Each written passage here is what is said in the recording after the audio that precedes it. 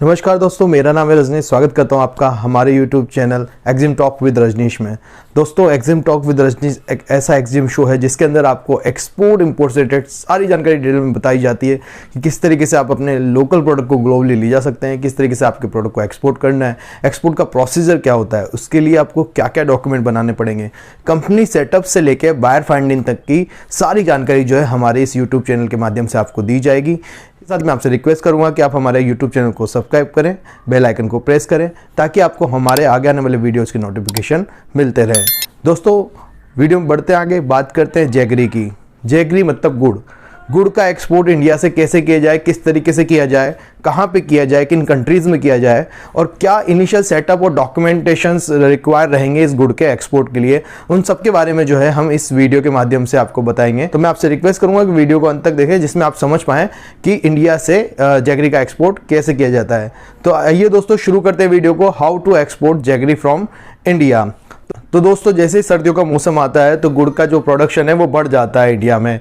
तो इंडिया में जब गुड़ का प्रोडक्शन बढ़ता है तो उसका एक्सपोर्ट भी उसी टाइम पे बहुत ज़्यादा बढ़ जाता है। वैसे तो अगर एक्सपोर्ट की बात करें तो पूरे ईयर में इसके ट्रांजेक्शन चलते रहते हैं, एक्सपोर्ट के शिपमेंट होते रहते हैं, बट इस टाइम पे जो है गुड़ का प्रोडक्शन भी बहुत ज़्यादा होता है तो एक्सपोर्ट भी ऑलमोस्ट बढ़ जाता है। अगर लास्ट फाइनेंशियल ईयर की बात करें 2021 और 22 के अंदर 5,51,000 मैट्रिक टन गुड़ का जो है एक्सपोर्ट हुआ है। इससे जो आई हुई वो $375 मिलियन की रही। तो दोस्तों, गुड़ का एक बहुत अच्छा बिजनेस है जो हमारे काफ़ी सारे स्टेट से होता है गुड़। यहाँ पे जैसे महाराष्ट्र में गुड़ अच्छा होता है, यूपी के अंदर गुड़ अच्छा होता है, पंजाब से भी गुड़ जो है एक्सपोर्ट किया जा सकता है और वहाँ भी काफ़ी अच्छी क्वालिटी का जो है गुड़ होता है। तो अगर आप इन राज्यों से जहाँ जैगरी का जो है प्रोडक्शन अगर आपके यहाँ अच्छा होता है तो जैगरी का एक्सपोर्ट जो है आप बहुत अच्छे से कर सकते हैं। अगर आपको जैगरी के बिजनेस कैसे करना है, किस तरीके से उसको शुरुआत करनी है, तो आप वीडियो को एंड तक देखें जिसमें आपको सारी जानकारी जो है स्टेप बाय स्टेप मिल जाएगी। तो बात कर लेते हैं दोस्तों किस तरीके से एक्सपोर्ट किया जाएगा जैगरी का। तो सबसे पहले जो है आपको एक प्रोप्राइटरशिप फर्म ओपन करना रहेगा, उसमें आपको जीएसटी नंबर आपको ले लेना है। उसके साथ में जब आप जीएसटी नंबर ले लेते हैं तो आपको एक करंट अकाउंट जो है इसका ओपन कराना रहेगा। करंट अकाउंट जब आप ओपन करा लेंगे उसके बाद आपको एक इंपोर्ट एक्सपोर्ट कोड इसका लेना रहेगा। इंपोर्ट एक्सपोर्ट कोड लेने के बाद आपको जरूरत पड़ेगी इसमें RCMC की, जिसको बोलते हैं रजिस्ट्रेशन कम मेंबरशिप सर्टिफिकेट, जो कि आपको एपिडा का लेना रहेगा। जब आप एपिडा का RCMC इसमें ले लेंगे उसके बाद जो है आपको FSSAI का लाइसेंस लेना पड़ेगा जो कि सेंट्रल लाइसेंस होता है। FSSAI के 2 लाइसेंस होते हैं, एक स्टेट एक सेंट्रल। तो आपको मोस्टली जो हम कोई भी प्रोसेस फूड जो हम एक्सपोर्ट करेंगे तो उसमें जो है हमें FSSAI का सेंट्रल लाइसेंस ही लगेगा, चाहे एक्सपोर्ट करें चाहे इंपोर्ट करें। तो आपको FSSAI का सेंट्रल लाइसेंस ले लेना है। FSSAI का सेंट्रल लाइसेंस ले लेने के बाद आप जो है पोर्ट रजिस्ट्रेशन का प्रोसीजर करेंगे। जिस भी पोर्ट से आप एक्सपोर्ट करते हैं, चाहे वो एयरपोर्ट हो चाहे वो सी पोर्ट हो, वहाँ पे आपको पोर्ट रजिस्ट्रेशन कराना पड़ेगा। उसके लिए एडी कोड आपको बैंक से लेना पड़ेगा और उस एडी कोड को जो है आपको कस्टम की आइस गेट की वेबसाइट पर रजिस्टर्ड करना रहेगा। तो ये सब जब सेटअप आप कंप्लीट कर लेंगे तो उसके बाद जो है आप गुड़ के एक्सपोर्ट के लिए रेडी हैं। अब आपको करना क्या होता है, इंटरनेशनल मार्केट में बायर आपको फाइंड करना होता है। बायर फाइंड करने के लिए हम आपको प्रोवाइड कराते हैं बायर्स का डेटाज भी, अगर हम हमसे कॉन्टेक्ट कर सकते हैं। और बायर फाइंडिंग के लिए आप मेरा नेक्स्ट वीडियो देख सकते हैं जिसमें आपको अब इंटरनेशनल मार्केटिंग के बारे में पता चलेगा। अभी हमारे काफ़ी सारे वीडियोज़ आने वाले हैं।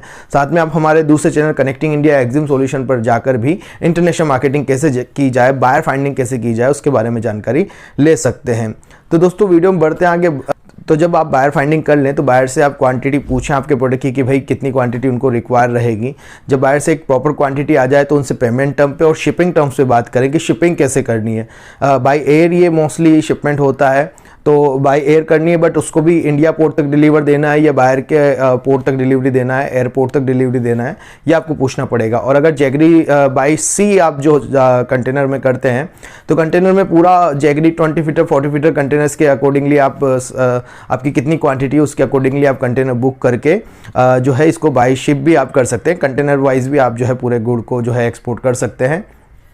तो आपको बायर से पूछ लेना है कि किस तरीके का शिपमेंट आपको जो डिलीवरी टर्म्स है वो कैसी चाहिए, वो FOB आपको चाहिए या CIF चाहिए। FOB क्या होता है, FOB फ्री ऑन बोर्ड, मतलब इंडिया पोर्ट तक डिलीवरी, और CIF होता है कॉस्ट इंश्योरेंस एंड फ्रेट, मतलब बायर के सी पोर्ट तक डिलीवरी। तो आप पहले बायर से इस बारे में जानकारी ले लें, उसके बाद आप बायर से पेमेंट टर्म्स पूछ लें कि भाई पेमेंट कैसा रहेगा।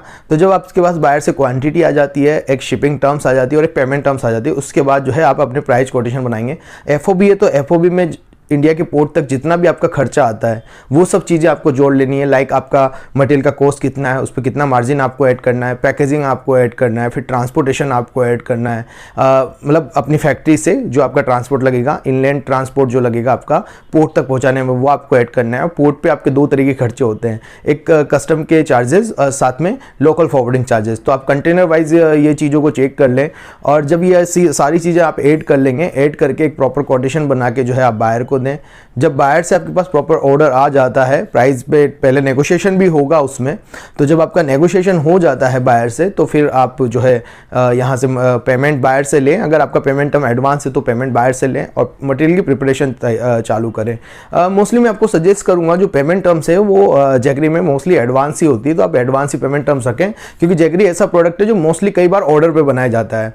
तो आप ऑर्डर लें, ऑर्डर लेके जैगरी तैयार करें। जैगरी तैयार करने के बाद जो है आप उस प्रोडक्ट को एक्सपोर्ट के लिए पैकेजिंग, प्रॉपर पैकेजिंग उसकी करें, कंटेनर बुक कराएं, कंटेनर में जैगरी को स्टफ करें। स्टफ करने के बाद जो है उसको आप जो है यहाँ से शिप कर दें। तो बाय एयर भी कर सकते हैं, बाय शिप भी कर सकते हैं, ठीक है। बाय एयर में थोड़ी सी क्वांटिटी कम होती है, बाय शिप में पूरी आपकी 28 साढ़े 28 टन तक का आपका कंटेनर का जो रहता है कैपेसिटी वो होती है। तो आप उसमें 20 टन 22 टन 25 टन जो भी पैकेजिंग के अकॉर्डिंगली आपका जो गुड़ या जैगरी उसके अंदर आ सकता है वो आप उसमें एक्सपोर्ट कर सकते हैं। तो जब आपका यहाँ से आप पोर्ट पे माल भेजते हैं तो वहाँ पे आपका होता है कस्टम हाउस एजेंट। तो वो कस्टम हाउस एजेंट जो है आपको पहले से ही अपॉइंट करके रखना पड़ता है।